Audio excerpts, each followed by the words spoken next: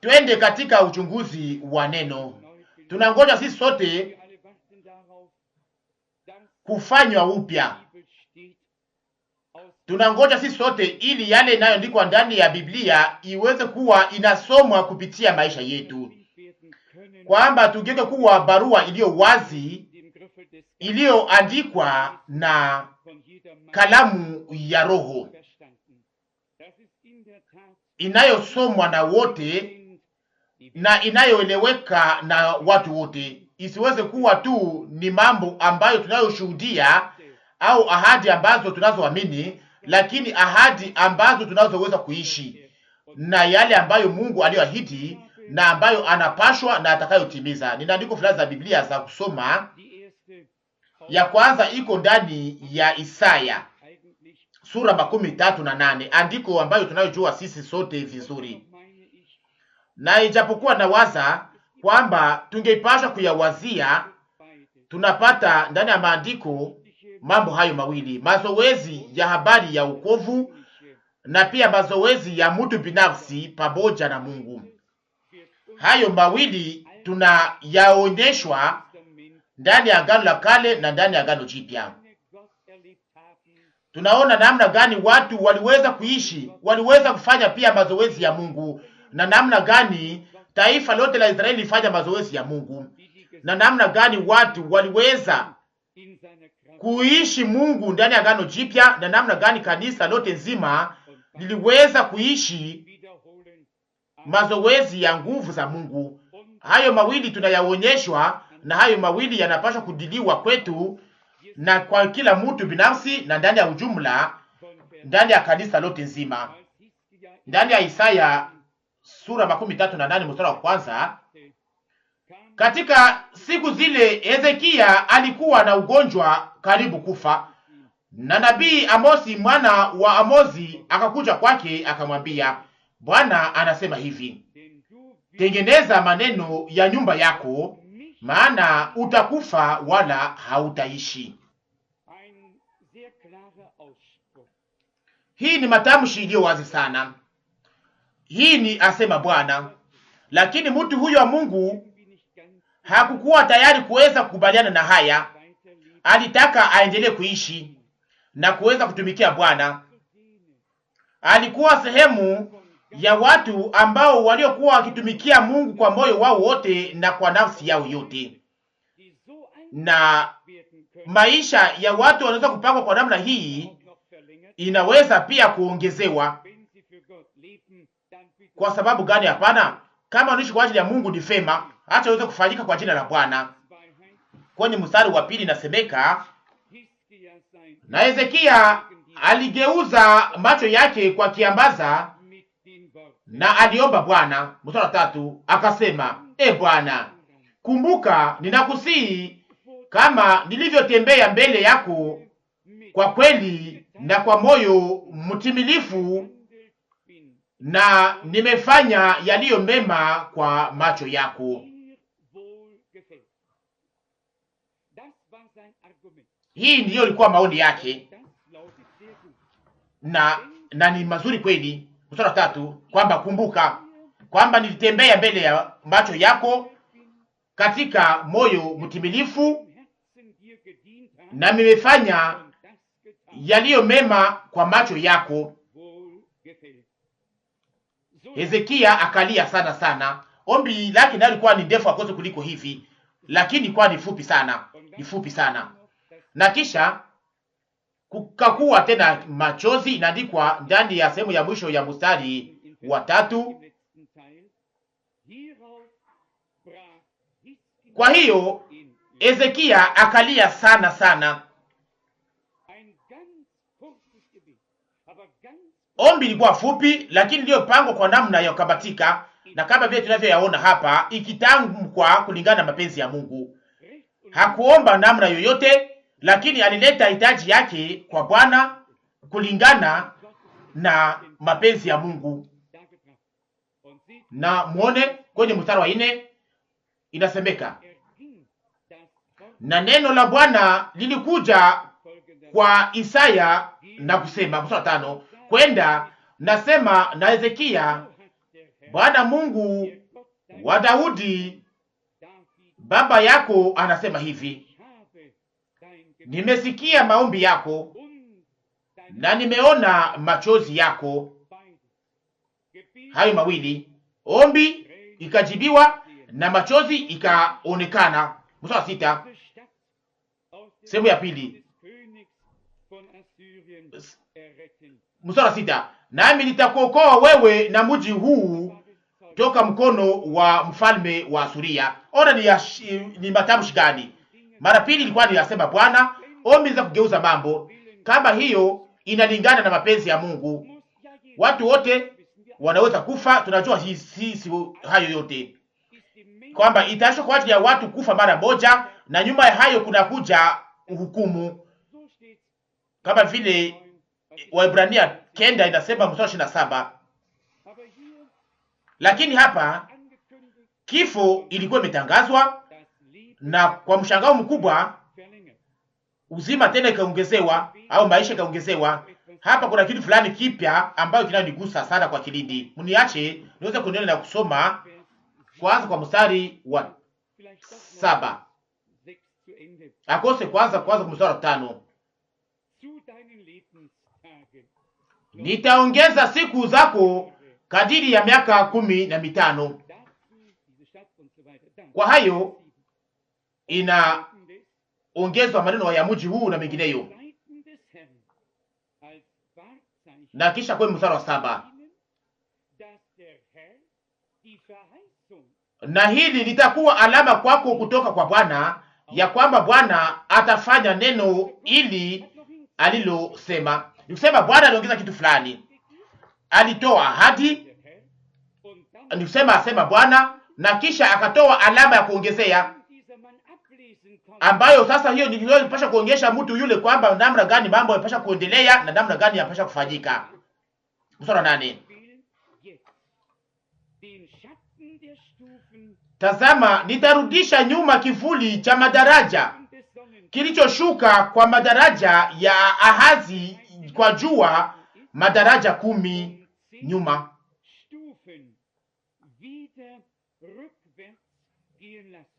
Madaraja 10 nyuma ya Ahazia kwa jua. Mmesoma hiyo pamoja nami? Nasoma tena mstari wa 8. Mstari wa 8, tazama nitarudisha nyuma kivuli cha madaraja kilichoshuka kwa madaraja ya Ahazi kwa jua, madaraja 10 nyuma.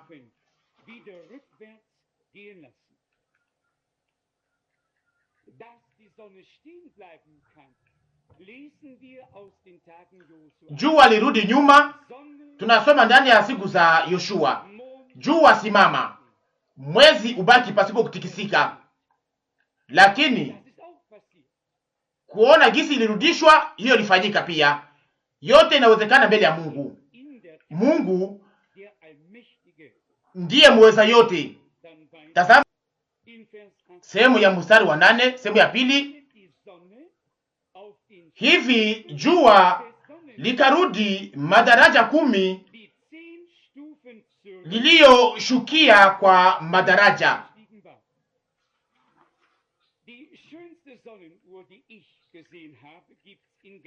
Kurudishwa nyuma kwa jua nimbayo niweza kuona vizuri ilifanyika huko Geneva.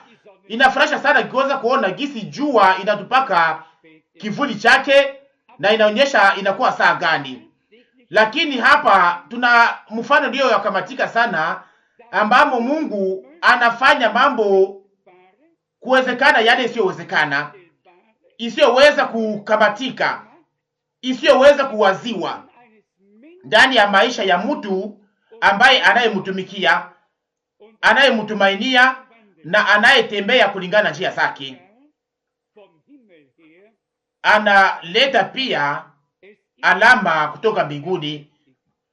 Ni ya kushangaza sana wakati mambo kama hayo yanapofanyika. Jua ishuke, inajulikana vizuri, lakini kurudia tena kwa daraja 10, hiyo ilifanyika mara moja tu. Na kama vile nimesha kusema, tunaweza kuyasoma ndani ya Yoshua sura 10. kwenye mstari wa 12, au ninapenda kuweza kuisoma kwa sauti kubwa. Ingekuwa vema ya kukubalisha sana, hata kama watu wote wanajua maandiko matakatifu. Yoshua sura 10 mstari wa 12, sehemu ya pili, mstari wa 12. Jua simama juu ya Gibeoni, nawe mwezi katika bonde la Ayaloni. Mstari wa 13. Jua likasimama, mwezi ukasimama, hata wana wa Israeli walipokwisha kujipatiliza juu ya adui zao. Maneno yale hayakuandikwa katika kitabu cha Yaseri. Hivi jua lilisimama katikati ya mbingu, wala halikufanya haraka kuchwa kwa muda wa siku nzima. Ona gisi ni kitendo gani! Kama vile nimesha kusema, pamoja na Mungu yote inawezekana. Hapa ndani ya hali ya Ezekia ilikuwa ikihusu ahadi iliyotoka katika kinywa cha nabii iliyotoka kwa Mungu.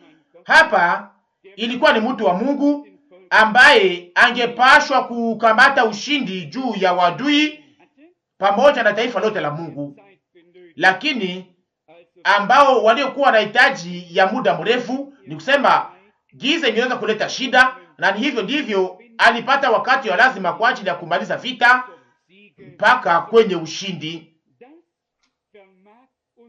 Mungu wetu anaweza yote. Kama tunarudi kwa mafupi kwa Ezekia, imeandikwa kuhusu yeye ndani ya Wafalme wa pili sura. Nimesema nini hapa sasa hivi? Nimekwisha kusema nini? Wafalme wa pili sura 20, lakini nataka kwanza nisome andiko ya Wafalme wa pili sura 18. Wafalme wa pili sura 18, kwanza kwa mstari wa pili. Alikuwa mwenye miaka 25 wakati alipoanza kutawala, akatawala miaka 29 katika Yerusalema, na jina la mama yake aliitwa Abi binti ya Zekaria. Mstari 3. Akafanya yaliyo mema mbele ya macho ya Bwana kama yote aliyofanya Daudi baba yake. Mstari wa 4. Aliondoa pahali pa jua na kubomoa nguzo na kukata Ashera, akavunja vipande vipande ile nyoka ya shaba aliyofanya Musa, kwa maana hata siku zile wana wa Israeli walikuwa wakichoma uvumba kwayo, naye akaita jina lake Nehustani. Tunaona andiko hii kwamba Mungu atoa ushuhuda wake juu ya mtu yule, na hiyo sasa alipenda aweze kuongoza na kuongeza maisha yake kwa miaka 15, ili kama vile andikwa hapa, ili aendelee kutumikia Mungu. Inapohusu kama hii inatimia tena leo, hii ni swali lingine, lakini leo tunahusika sana sana na wazo moja, ni kwamba Mungu alitoa ahadi za kipekee na pia ahadi za ujumla, kwamba Mungu anaweza kusaidia katika maisha yetu na pia ndani ya maisha ya kanisa, na anaweza kufunua ndani nguvu zake. Kama tunaweza kushika funzo hili leo, ndipo sasa tutakuwa tumekwisha kusaidiwa. Kama tunaweza kuangalia ahadi ambazo Mungu alizotoa ndani ya Agano la Kale, kwa mfano wakati wa kurudi kwa taifa la Israeli na kujengwa kwa hekalu, tuliyasoma hapa kuna wakati uliopita. Ndiyo maana nitaka kusoma tu sehemu moja ya mstari wa kwanza ya Ezra sura 1. Ezra 1 mstari wa kwanza, sehemu ya mwisho ya mstari wa kwanza. Ili neno la Bwana kwa kinywa cha Yeremia lipate kutimizwa. Ni kusema inahusu siku zote kwamba neno la Mungu liweze kutimilika kama vile kweli, na kwamba ahadi ambazo Mungu alizotoa ziweze kutimilika kwa ajili ya taifa lake. Ndani ya Ezra sura 5 tunasoma pia namna gani mambo hayo yalifanyika na utimilifu ambayo ndani yake kazi hiyo iliweza kutimilika ndani kulingana na mapenzi ya Mungu. Ezra sura 5 mstari wa kwanza na mstari wa pili na kisha mstari wa 15. Ezra sura 5 mstari wa kwanza. Basi manabii Hagai nabii na Zekaria mwana wa Ido wakatabiri kwa Wayuda waliokuwa katika Yuda na Yerusalema kwa jina la Mungu wa Israeli, wakatabiri kwao.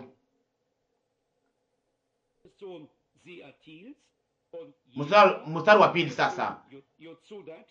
Halafu wakasimama Zorobabeli mwana wa Seltieli na Yoshua mwana wa Yosadaki, wakaanza kujenga nyumba ya Mungu iliyo kwa Yerusalema, na pamoja nao walikuwa manabii wa Mungu wakawasaidia. Kusaidia iliyo ya kuwa ya damani na ya muhimu. Hakuna kitu kizuri kama vile kuweza kusaidia mkono kwa ajili ya kujenga kanisa, na kwamba neno la unabii linalotimilika, na hiyo inaangaa pia ndani ya wakati wetu, inakuwa kama vile nuru iliyo wazi katika mahali pa giza, na inatukumbusha bila kuchoka kwamba andiko linatimilika, na kwamba tunaweza kama vile Bwana wetu alivyofanya katika wakati ule, tuweze kutangaza tena na tena kwamba leo andiko hii imetimilika mbele ya macho yetu. Na hivyo sasa manabii wa Mungu ambao juu yao Roho wa Mungu alikuwa juu yao, walikuwa wakileta msaada kwa kujengwa hiyo. Kama kanisa limetoka ndani ya utumwa wa Babiloni ambayo Martin Luther alizungumzia, ndipo sasa tunahitaji msaada wa neno la unabii ili tuweze kupata kwa namna iliyo wazi mwongozo, ili tuweze kutenda kulingana na mapenzi ya Mungu na kuweza kujenga kulingana na neno lake.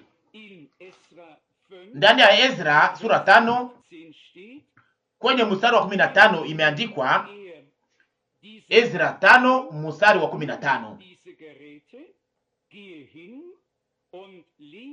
akamwambia, twaa vyombo hivi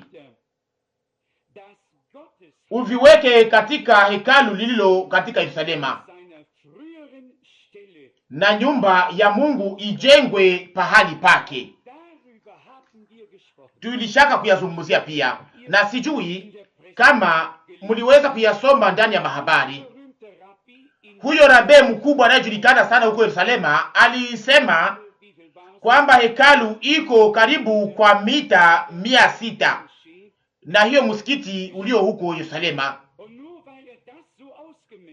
na ni kwa sababu anawazia tu kwamba anaweza kuupima hiyo, na kwamba kutakuwa kwa ajili ya Wayahudi wa Orthodox kwamba watakuwa na uwezo kuweza kujenga hekalu bila kubomoa hiyo mamisikiti mbili ya Uislamu iliyo hapo.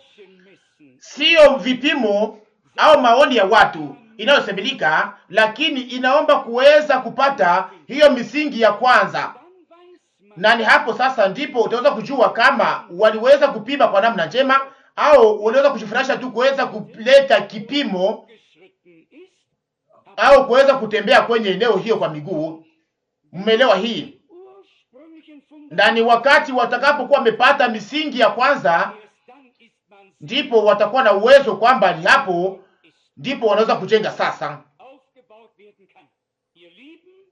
Warafiki yangu wapendwa, hayo yanapaswa kuonyeshwa waziwazi na kuwekwa kwa nafasi ya kwanza tangu mwanzo kwa ajili ya ujenzi wa kanisa la Agano Jipya.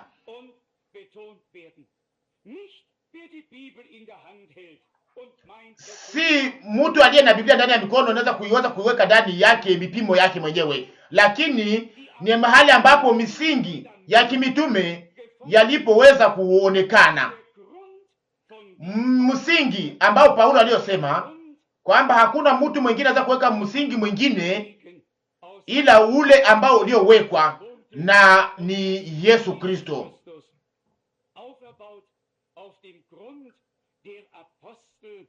ikijengwa juu ya misingi ya wamitume na manabii.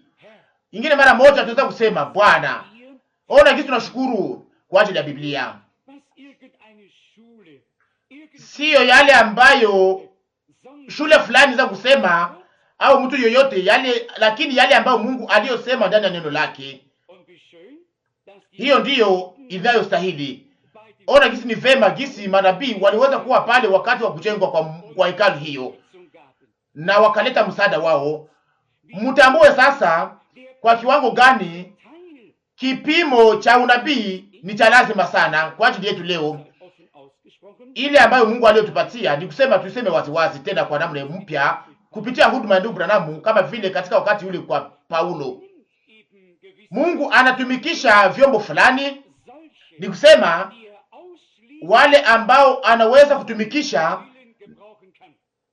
kwa namna inayompendeza kulingana na mapenzi yake, na hao ni mara nyingi ni watu wanakuwa ambao wasiokuwa na elimu nyingi. Hiyo haimaanishi kwamba tumesha kukataa kusoma, hapana. Tunahitaji pia watu waliosoma vizuri, wanaweza kuwa pia na maelimu kubwa na ambao walikuwa na wakazi kubwa, hiyo nayo ni lazima pia. Lakini ndani ya ufalme wa Mungu sio hekima au akili ya kimutu inayosabilika au elimu yetu ya mafunzo inayosabilika. Ndani ya ufalme wa Mungu kitu moja kinachosabilika ni kwamba kama Mungu yeye mwenyewe anaweza kuja na kupata inampendeza na kupata mamlaka yote katika kanisa lake. Kama ndani ya ufalme wa Mungu vipimo vya kiungu zinawekwa, na kama neno lake linatangazwa kulingana na kweli yote na katika utakatifu, na hiyo ndio inaweza kuona na kusema katika mazungumzo pamoja na mpadiri hapa ndani ya Lubeana, wakati tulipoweza kuwa na mazungumzo fulani kwa saa fulani kwa ajili ya kusema pamoja na mtu yule. Alisema kwa miaka yake 8 ya mafunzo kama vile mpadiri wa Roma, na kisha akasema kwamba wazia katika hiyo miaka 8 kwamba hatukujifunza matendo ya mitume hata mara moja, kitabu cha matendo ya mitume hata mara moja. Naweza kujiuliza kwa sababu gani? Katika seminari ya Kiroma hawajifunzake kitabu cha matendo ya mitume, na ijapokuwa wanaweka watu katika kubalishwa kwamba wanafanya yale ambayo wanaofanya au kama yale yanayostahili, na kama vile ninasema kwamba sio yale ambayo watu wanasema kwamba ni ya kweli na ya haki ndiyo ambayo iliyo ya kweli na ya haki kweli kweli, lakini tu yale ambayo tunayoshuhudiwa na Mungu kama vile kweli na ya haki katika neno la Mungu, hiyo ndiyo ya kweli na ya haki, na hiyo itabaki hivyo mpaka isipoweza kutikisika, na itasimama na kupingana na upepo wote ambao utaka kutokea tena. Tunapata kitu fulani ya kufanana na hicho ndani ya Ezra sura 6 inayohusu sababu au msingi ndani ya Ezra 6 kwenye mstari wa 7. Ezra 6 mstari wa 7. Mstari wa 7: achilieni kazi ya nyumba hii ya Mungu, msimamizi wa Yuda na wazee wa Yuda wajenge nyumba hii ya Mungu pahali pake.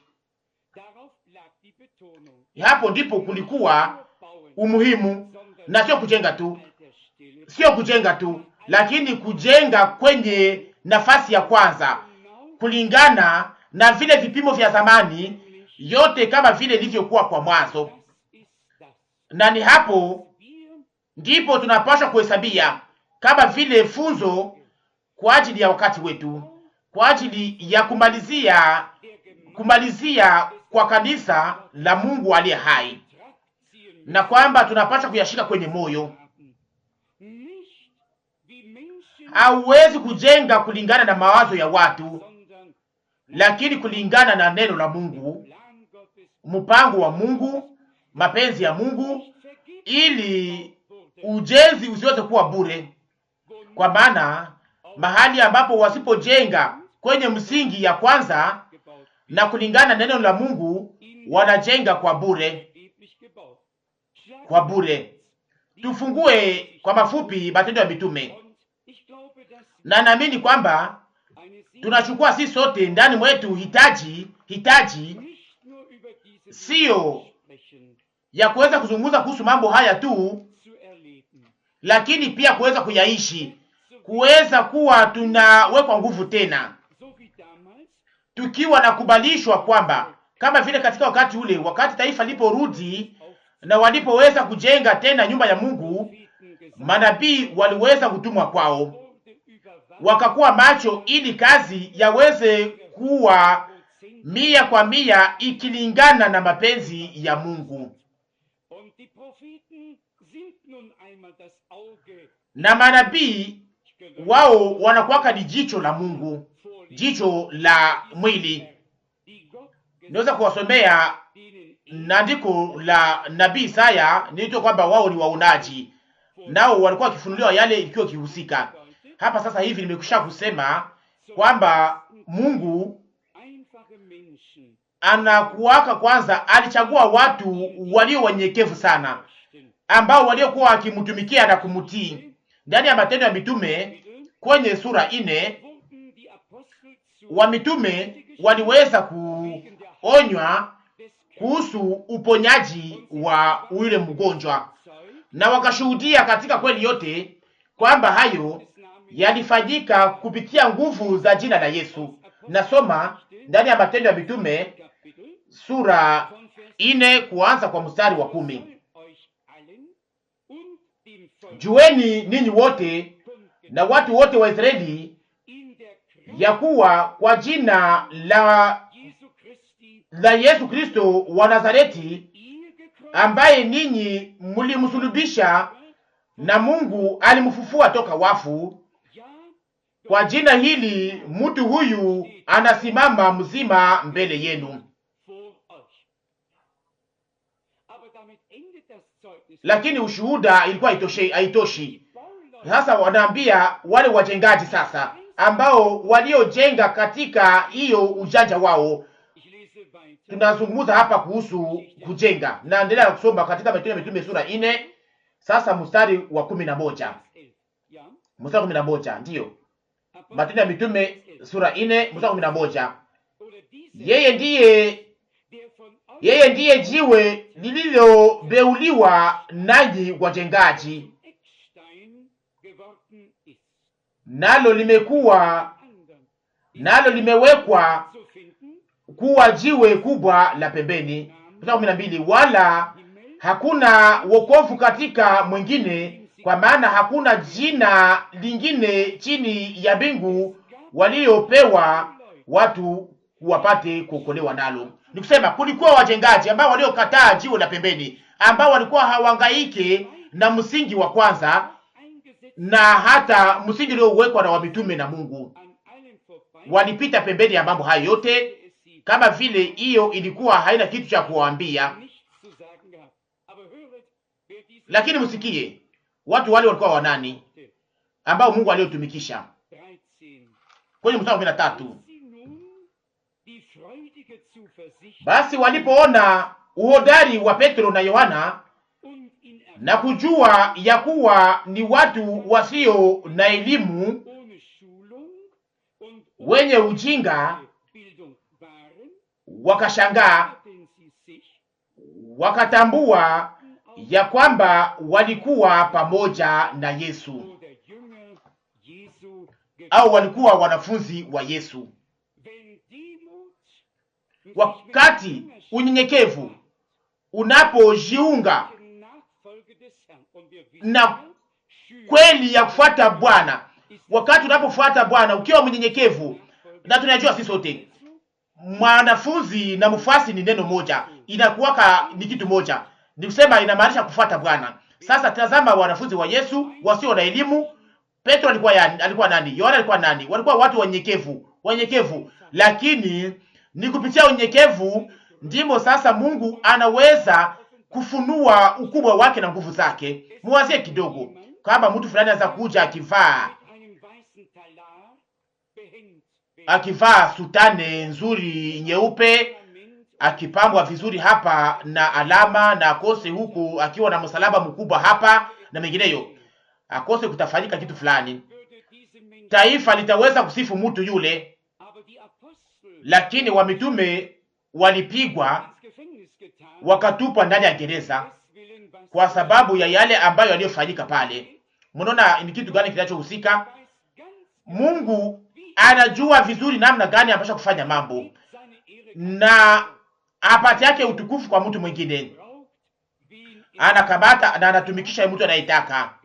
Mnatambua sasa kwamba watu wale walikuwa hawana hata elimu ya kipekee au ujuzi ya juu sana, lakini wangepashwa kukubali kwamba hao ndio watu waliotembea pamoja na yule Yesu wa Nazareti. Kama ingeweza kuwa hivyo hivyo kwa ajili yetu, kama ungeweza kusema kuhusu sisi mambo haya mawili, kwanza kwamba sisi ni kundi la watu walio wanyonge sana, wabure, watu walio wanyonge sana, walio katika nchi. Lakini tena ya pili ni kwamba tuweze kuwa sehemu ya wale wanaofuata Yesu, sehemu ya wale ambao waliomtambua na kumfuata, waweze kuwa walitambua kwamba tulikuwa pamoja na Yesu. Hiyo ndiyo ninahitaji. Naweza kuisema kwa namna iliyo wazi na kwamba hiyo ninaikosa kweli, ingana naikosa kweli. Jana niliweza kuwa na mazungumzo ya saa 2 pamoja, mazungumzo mabaya sana, na wakati fulani sikuweza kushikamata kwa namna njema kama vile ningeweza kuhitaji. Hatujaweza kufika katika hiyo lengo kweli, lengo ya kuweza kuwa mahali ambapo Bwana angelipenda tuweze kuwa. Lakini kitu moja ni cha kweli, ni kwamba wakati wote tunapoendelea kufuata Yesu, na hivyo hivyo tunatengenezwa kwa sura yake. Haiwezi kuwa mtu anayetembea pamoja na Yesu bila kuwa ametengenezwa kwa utu wake, kwa tabia yake na kwa yote ambayo aliyo. Na mtu aliyekuwa moja pamoja naye ndiye kutembea pamoja naye. Amosi 3. Namna gani watu wawili wanaweza kutembea pamoja pasipokuwa walipatana au waliweza kukutanana? Ni kusema sasa wanaweza kutembea pamoja wakifuatana. Wazo la mwisho, hao wakubwa wa dini katika wakati ule ambao walioweza kufanya maisha ya wamitume kuwa magumu, ambao Mungu aliweza kutumikisha na kubariki, walikuwa wajengaji na walikuwa wamekataa jiwe ambalo liliokuwa la pembeni. Warafiki yangu wapendwa, tunapaswa kungoja ili shida ziweze kuwa zimeletwa kwa ajili yetu na hii ulimwengu ya dini, lakini itafanyika kwa wale au itafanyika na wale ambao waliokataa jiwe la pembeni. Kuna hali mawili. Tusoma ndani ya Zekaria sura 4. Unasemeka kuhusu jiwe la kufunika. Yusema ndani ya tafsiri nyingine kwamba itakuwa ni jiwe la kushangilia, itakuwa ndani ya mkono wa Zorobabeli. Yeye ni hayo mawili. Yeye ni jiwe la pembeni na jiwe la kufunika. Yeye ni jiwe la kwanza na la mwisho. Yeye ni msingi wa kujengwa juu yake. Napasha kuandikwa pia na Paulo aliandika kwa Efeso kwamba ndani yake majengo inajengwa vizuri, ikipangwa vizuri ili igeuke kuwa majengo ya Mungu katika roho. Tena andiko ya Matendo ya Mitume kwenye sura 2 ambayo itakayoweza kutugusa tena zaidi. Matendo ya Mitume sura 2 ndiyo mstari wa 6 mpaka mstari wa 8. Matendo ya Mitume sura 2 mstari wa 6 mpaka mstari wa 8.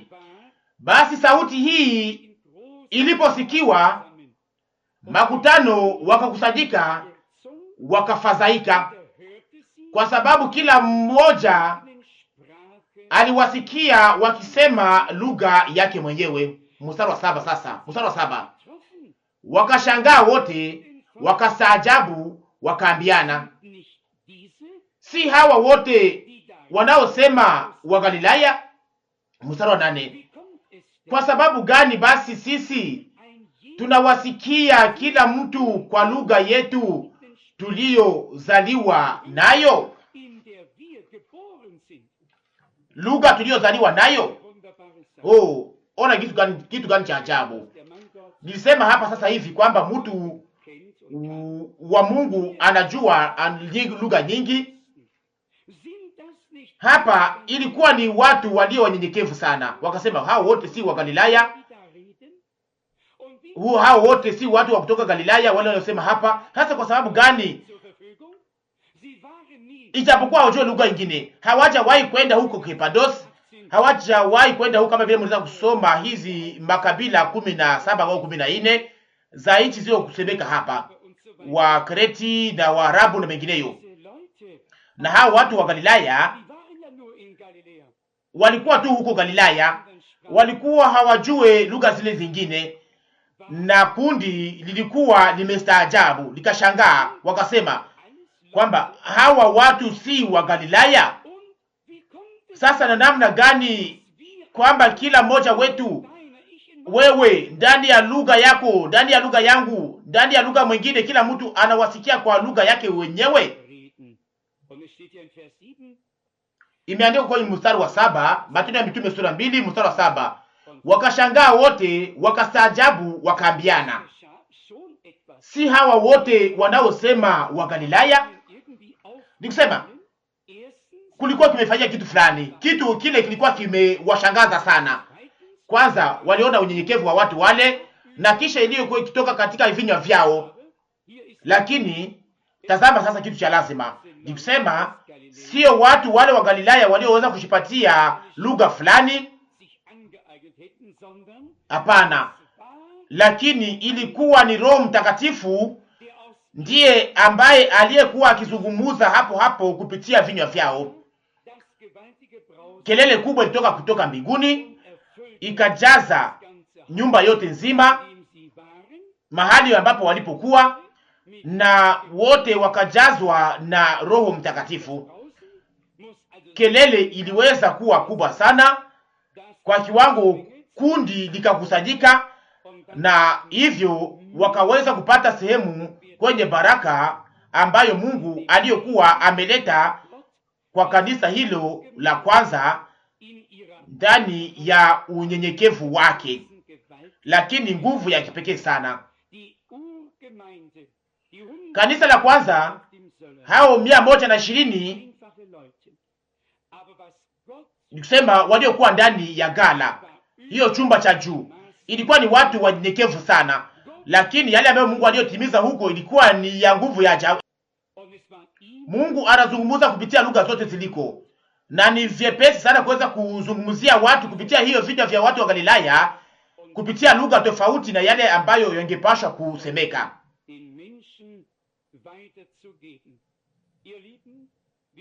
Wapendwa wangu, tunaamini kwamba hayo yanapaswa kufanyika tena. Mnajua, tunakubalishwa kwamba Bwana alianza na atamaliza pia.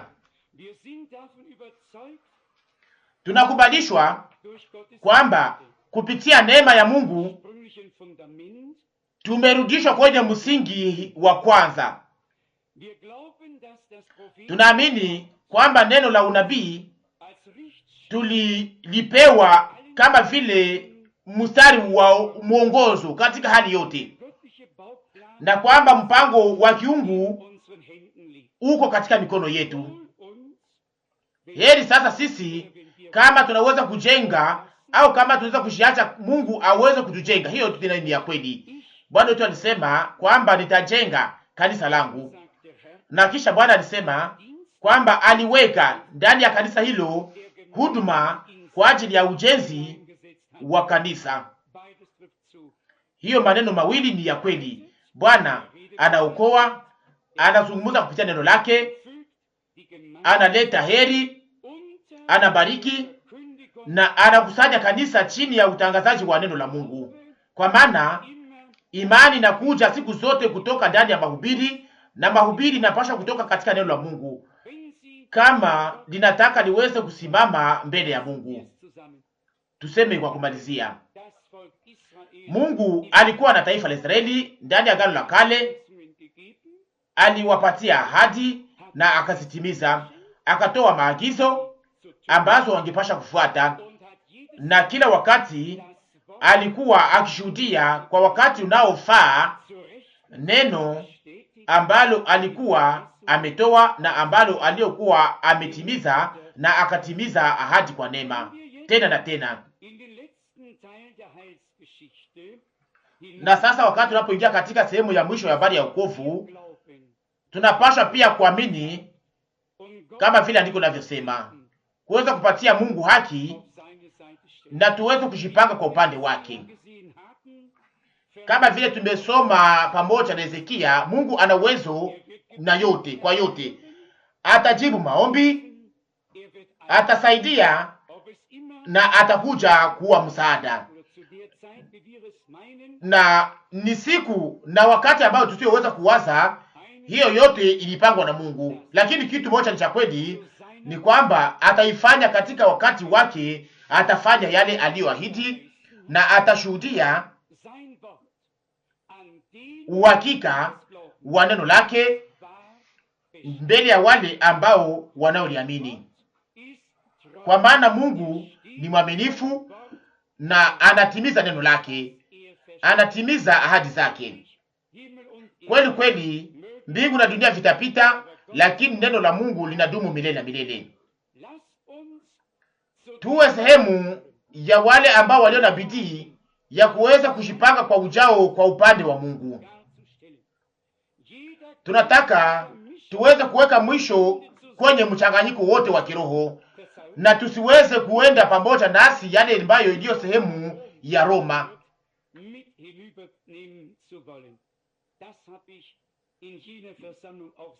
Niliweza kuyasema kwa namna iliyo wazi wakati wa makusanyiko haya, kwamba wengi walitoka katika kusanyiko la Roma la kidini, wakatoka huko wakakuja na mafundisho mengi ya Kiroma, na mambo hayo mawili yanapaswa kufanyika.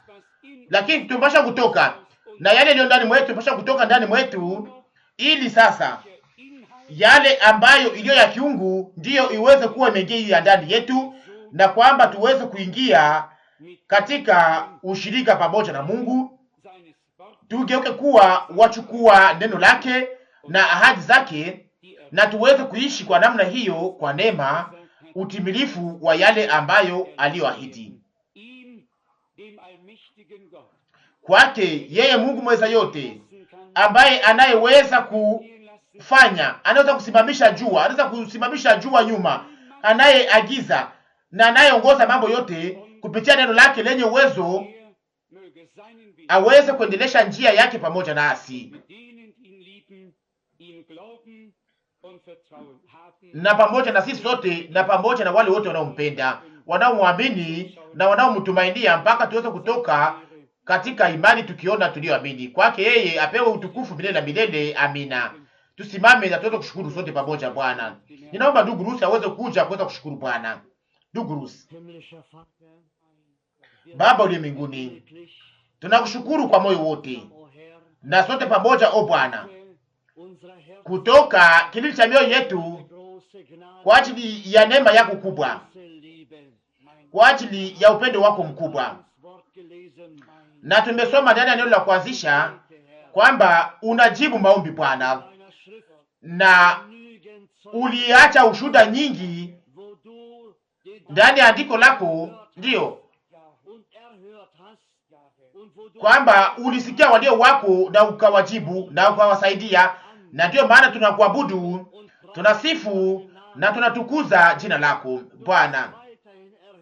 Utaendelea kujibu walio wako ambao wanaokuita usiku na mchana, o Bwana. Hautapita pembeni yao, hapana Bwana. Acha jina lako litukuzwe. Tunakusifu Bwana, Tunakushukuru kwa sababu au kupita mbali na sisi o Bwana, lakini ulikuja katikati yetu Bwana, ulitufungulia neno lako, ukatupatia kuelewa kwa neno lako Bwana, kama vile katika siku zile kwa wanafunzi wako Bwana, ambao waliokuwa katika njia ya kwenda Emausi, na vile vile pia Bwana ulitufanyia neema Bwana, ukajifunua wewe kama vile yule yule tena Bwana. Tunakushukuru kwa moyo wote, kwa sababu hatujengwe juu ya hadithi za watu, lakini juu ya msingi wa neno, juu ya msingi wa mitume na wa manabii,